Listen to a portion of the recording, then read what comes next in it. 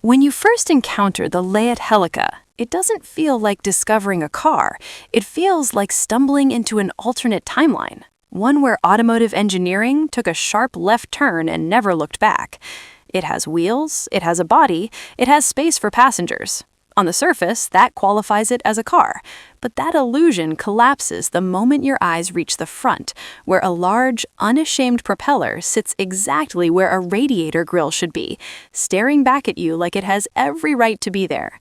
It's the kind of detail that stops you cold, because this machine doesn't bend the rules of automobile design, it simply discards them and writes new ones. The man responsible was Marcel Leyat, an aviation engineer who never quite shook the habits of his trade. Where conventional car designers of the early 20th century were busy refining existing systems, better gearboxes, smoother transmissions, more reliable engines, Leyat looked at the automobile and saw waste everywhere. Heavy drivetrains, complex gear systems, energy hemorrhaging through friction at every turn. And rather than improve those systems incrementally, he asked a far more disruptive question: what if none of that was necessary in the first place? It was the kind of question only someone from outside the industry would think to ask. His answer was the Helica. Instead of routing power through gears and axles to the wheels, Leyat connected the engine directly to a propeller, which pushed the vehicle forward through thrust alone. The drivetrain, that sacred centerpiece of automotive engineering, was gone entirely. In its place, air. Early 1921 models were typically powered by a small, air-cooled flat twin engine, often an ABC unit producing around 8 horsepower. Later variants pushed further, experimenting with V-twin configurations that brought output up to roughly 18 horsepower. By modern standards, those figures are almost comically modest, but the Helica wasn't a modern machine, and Leyat had no intention of fighting physics with brute force when he could simply sidestep the problem. The secret was weight. The body was constructed almost entirely from plywood, forming a lightweight monocoque structure that tipped the scales at around 550 pounds. That made it dramatically lighter than most automobiles of its era, and lighter than many vehicles built today. Paired with a narrow, streamlined silhouette that bore an unmistakable resemblance to an aircraft fuselage, the design cut through air with an efficiency that transformed modest power into genuine performance. Passengers sat in tandem, one behind the other, further narrowing the frontal profile and deepening the sense that this wasn't a car at all, but a land-bound aircraft that had simply forgotten to grow wings. Driving one was an experience without comparison, not just because of the propeller, but because of how the entire vehicle was configured.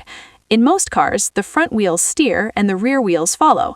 In the Helica, that logic was reversed. The rear wheels handled directional control, while the front remained fixed. It was a handling dynamic that demanded adaptation, especially at speed, where the car's sensitivity to steering inputs required anticipation rather than reaction. Combined with the relentless forward push of propeller thrust, it rewarded drivers who thought ahead and punished those who didn't.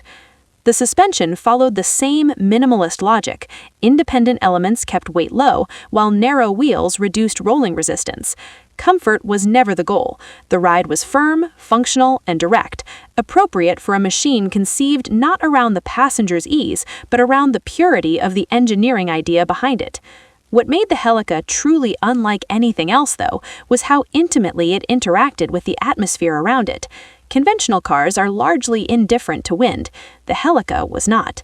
A headwind worked against it. A tailwind became a collaborator. Crosswinds could destabilize it, particularly given its narrow stance and feather-light construction. Driving it wasn't simply a matter of watching the road. It meant reading the air, making constant adjustments, staying one step ahead of conditions that most drivers never even notice. Acceleration followed a different grammar, too. Because the Helica moved through thrust rather than torque at the wheels, it didn't snap forward the way a conventional car does. Instead, it built momentum gradually, smoothly, inevitably, like an aircraft beginning its takeoff roll. But once it found its pace, that combination of low weight and aerodynamic efficiency allowed it to hold speed with surprising authority. Later versions could comfortably exceed 60 miles per hour. Experimental models under favorable conditions reportedly broke 100. Inside, the cockpit atmosphere was complete. The tandem layout placed driver and passenger in line.